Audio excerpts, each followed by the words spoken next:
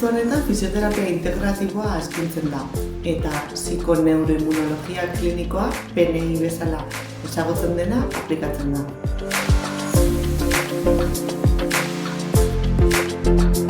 Ohiko tratamendu gehienak minaren sintomak murriztera bideratzen badira ere, PNIk faktore endokrino, immunologiko eta psikologikoak kontutan hartzen ditu. Fisio-ohiturak garrantzi handia dute gorputzeko disfuntzio edota minetan. Hala nola, elikadurak, ariketa fisikoak, loak, estresak, guzti honen oreka bilatzen dut.